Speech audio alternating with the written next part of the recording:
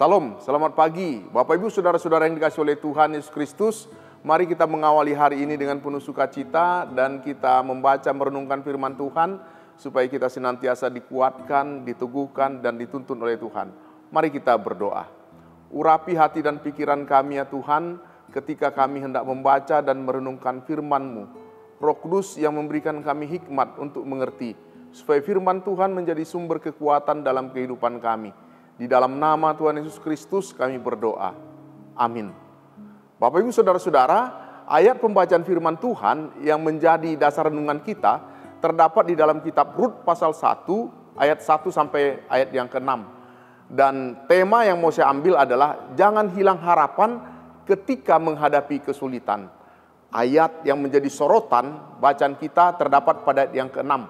Firman Tuhan yang berbunyi demikian. Kemudian berkemaslah ia dengan kedua menantunya dan ia pulang dari daerah Moab. Sebab di daerah Moab ia mendengar bahwa Tuhan telah memperhatikan umatnya dan memberikan makanan kepada mereka. Pada ayat yang ke-6. Bapak Ibu saudara-saudara yang dikasihi oleh Tuhan, nama Naomi memiliki arti baik atau menyenangkan. Tetapi tidak seperti arti namanya. Yang baik, Naomi adalah justru perempuan yang mendapatkan nasib yang malang yang mendapatkan kemalangan secara beruntun terus-menerus. Dia bersama suaminya Elimelek pergi ke Moab meninggalkan Bethlehem, tinggal di sana sebagai penduduk asing. Karena pada waktu itu sedang terjadi bencana kelaparan di Israel pada ayat yang pertama. Mereka meninggalkan tanah perjanjian, tanah yang diberkati oleh Allah, tanah yang diberikan oleh Allah, tanah yang penuh susu dan madu. Bagi mereka, kondisi di tanah perjanjian tidak lagi memberikan harapan untuk melanjutkan kehidupan bersama keluarga. Ini menyiratkan bahwa ia tidak lagi berharap kepada Allah Israel. Dan karena itu, ia kemudian memutuskan untuk hijrah. Di sini digambarkan bagaimana mereka tidak setia atau kurang beriman kepada Tuhan. Kesulitan keuangan atau kesulitan sumber hidup memang seringkali menggoda iman seseorang. Dan tampaknya ia menaruh harap pada tanah Moab.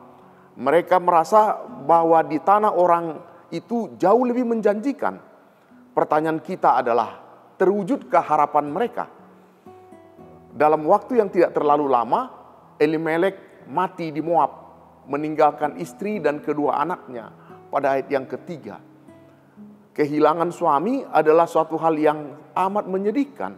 Karena pada zaman dahulu, kehilangan suami sama dengan kehilangan mata pencarian utama.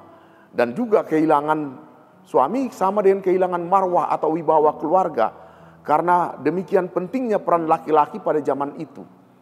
Lalu kedua anaknya laki-laki menikah dengan perempuan Moab pada ayat yang keempat. Setelah menikah dengan perempuan Moab dan tinggal di sana selama 10 tahun, anaknya pun meninggal. Dijelaskan pada ayat yang kelima. Naomi juga kehilangan kedua anaknya yang telah menikah tetapi tanpa cucu meskipun telah menikah 10 tahun. Naomi kemudian menjadi janda dengan 2 menantu di negeri orang asing. Kalau kita melihat betapa tragis kehidupan Naomi, tanah Moab ternyata tidak memberikan kehidupan yang lebih baik dibandingkan kehidupan keluarga Naomi sebelumnya di Bethlehem. Yang lebih menyakitkan adalah sewaktu dia mengalami semua ini, ternyata Tuhan memberkati tanah Kanaan dengan kelimpahan. Naomi yang pergi meninggalkan tanah perjanjian dengan maksud meninggalkan bencana kelaparan yang terjadi pada waktu itu.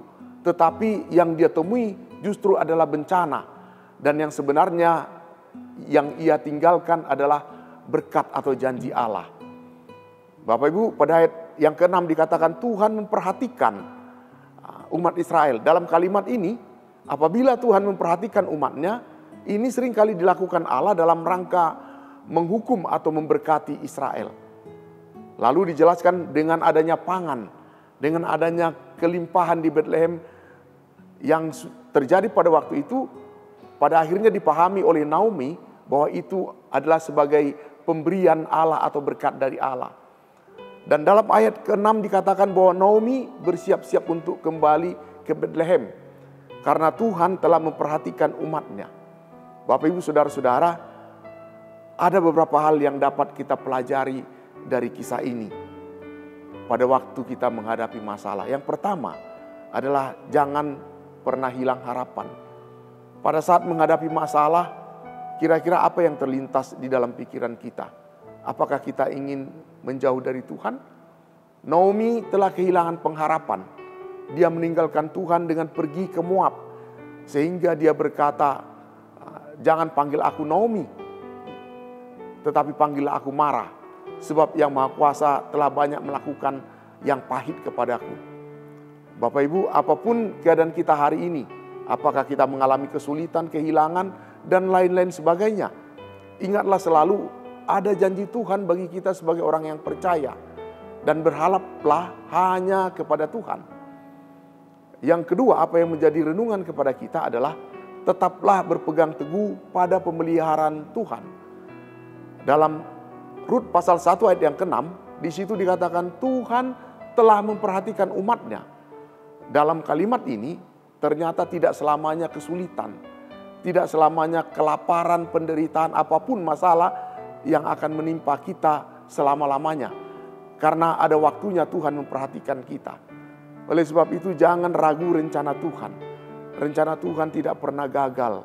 Yeremia 29 ayat 11 mengatakan rencana Tuhan merencanakan masa depan kita yang lebih baik. Ketika ada masalah, jangan lihat masalah itu, tetapi lihatlah jauh ke depan.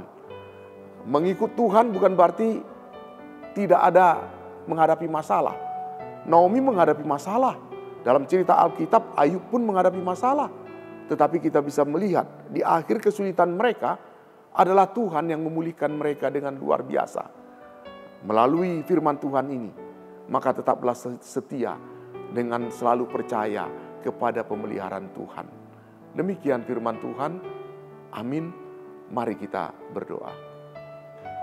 Sebagaimana belajar dari kisah Rut, biarlah kiranya kami boleh senantiasa menaruh pengharapan dan percaya kepada Engkau. Juga ketika menghadapi masa-masa sulit, kami tetap percaya akan pemeliharaan Tuhan yang menyertai kami. Terima kasih atas firman-Mu. Di dalam nama Tuhan Yesus Kristus kami berdoa. Amin. Ku mau bersorak bagimu.